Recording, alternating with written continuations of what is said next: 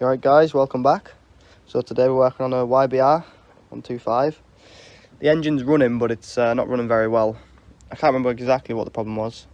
I think a bearing inside the was it the crankshaft? Yeah, has gone, so it's like rattling really badly. So the engine's pretty much toast. I might try rebuild it one day. I've never done it before, so I might give it a go. But I've got a new engine, so we're just taking this off now. Took the exhaust off. Thankfully, the bolts come off nicely, so that's all still intact. You just want to tighten it, loosen it, tighten it, loosen it, and just keep doing that. I didn't even use any WD or anything on it, so that came off alright.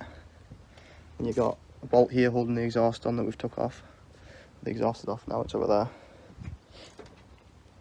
And then I mates took the chain off.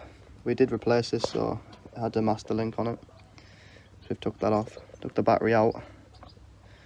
And then you've got the actual engine, obviously a couple connectors up here, and your fuel injection and that. And then you've got a bolt here holding the engine in, bolt there holding the engine in. I think there's one somewhere around here. Basically just going to start dismantling it all, get everything loose and hopefully take the engine out quite easy enough. Don't think they're that bad to do on here, never done one, but yeah, needs a new seat as well. Which one's you taking off now? Grounded. Oh right, the ground, yeah. Ground there, just taking that off, I think it's 8mm. I'll just put all the bolts back into where I've took them out from, just so we know where they all are and don't lose any. But yeah, we'll just start taking a couple of bolts off and then I'll cut back in and show you which ones we've taken off. But it's quite straightforward. I mean, just literally a couple of bolts. There's not really any electrical cables in it or anything. It's not like a car engine. Take this cover off in a second as well. Probably get the seat off. Just make it a little bit easier. Alright, to try and stop the fuel coming out so don't lose loads of fuel, I have to drain the tank. I'll just remove the injector right there by just undoing that bolt. Took the connector off, and hopefully it shouldn't come out of it. So I'm going to try that in a minute. So take the clutch cable off now. So I would also just, if you're doing it and you're not like completely certain on how to do it all, I'll just record it so you know how it all goes back. Obviously you can use this video as a reference. But yeah, we'll get this clutch cable off now and then try to get some of these cables off, remove it from the air filter. Right then. Alright, so we've got the clutch cable off. Just used a pair of pliers to push this back and then I just grabbed it off. That's disconnected. Got this cable here. Got 3 connectors on. Goes one there, one in there, and that one there as well. That's all disconnected as well. Disconnected this one and the one up here. And then we're just gonna unscrew it from here and also the other side and just remove all that as well. Just get out of the way. What else are you doing there, Grant? What else do you need to do on that bit? Just the throttle body. That's the Just throttle. new one. Yeah, okay. So we'll get that done now. Alright, we've pulled the old injector out there, just a 10mm bolt. And the O-ring just broke, so I'd probably, if you're doing this, recommend changing your O-ring.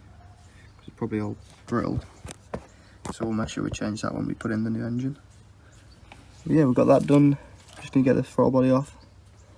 And I think then we can possibly take the engine out, hopefully. Yeah, we'll get the throttle body off and see what else we've got connected. Alright, so we had a couple issues. Moved the throttle body, that's off now. Remove this top bolt and we've pushed the engine back. Remove these 2 bolts, this bolt, and the one down here, which was connected to this. The starter motor cable, to just pretty much cut that, so we'll have to get a new one on. The back bolt, well, that's it, it doesn't have a head on it anymore. That was an interesting job to get that one out, which goes in there. So, got that out and this one out. And now we're just trying to remove the engine. So, I'll cut back in when the engine's out. We're just basically rocking it back and forth until it hopefully slips out, but we'll see. Alright, so we've got the old engine out, the new engine here. We just took these bolts off, one up here, there's one there, one there. Yeah, I took this bolt out as well just to help us. You probably want to take this off if you can, but the other side was seized on there, so we kind of jibbied it out. Now we're going to have to jimmy it back in. But yeah, it wasn't too bad, apart from that bolt giving us a bit of a headache. So I'll have to get a new one of them.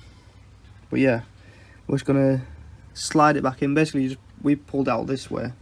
We kind of went this way, down, and this way, out. So we'll probably try and pull it back in the same way. I'm going to clean this up a little bit though, because it's a bit nasty, so give that a clean up and then, yeah, good to go. Alright guys, so we've got the new engine in. Obviously it was just a reverse of taking it out. All these bolts are back in, top bolt, the bolt there, bolt down here. We've got a new bolt for there. I had one, so that's ideal. Put the foot pegs back on. We ended up just taking these off, put the engine back in. It was a lot easier, so I recommend doing that. That's these two bolts here. Same on the other side, two bolts holding them in. Recommend taking that off. I've also fixed this connector here. This is the old one. It snapped and ruined, so I've put a new one on it. So that's working. Need new rubber for here. I think that's got two on for some reason. But yeah, just got to the chain on in a minute. I'm going to make sure it works first. But all these are all connected back up. This side I filled the engine with some oil. Put the exhaust back on. Just doing that now. Yeah. Everything's back together, clutch cable on. Just got to put the exhaust back on. Well, the shield for it now. Then the chain, and then just the panels back on. We get a new seat. But we'll see what it sounds like in a minute. Hopefully it works. Alright, the exhaust is all back on now. Got the chain on. Cover over there. Battery's all secure. Just need to put the side panels on now. The bulbs are out, so we're just changing the bulbs, but I'll show you what it sounds like now.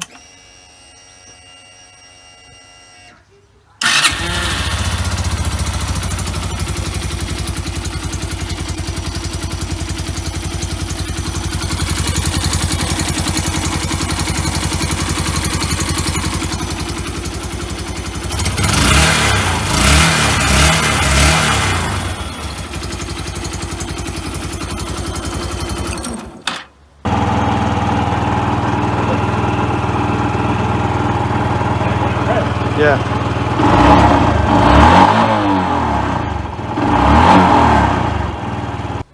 Sounds spot on, I think. Definitely better than the last one. Just need to go take it on a little drive. Make sure it goes through all the gears and everything. And yeah, that should be it really. So go on a quick drive, see what it's like, and then give you an update. Alright, just took it for a drive. It worked a treat. Well, I had the lever that came with this engine on, and it was like bottoming out in here and I couldn't change gear. So I've changed it for my old one, my old bike. Now it's got loads of clearance and now it works a treat. So no vibrations or anything like the old one. Chain's a little tight, so I'm going to loosen that up. But apart from that, loosen the chain, put a new bulb in it, new seat.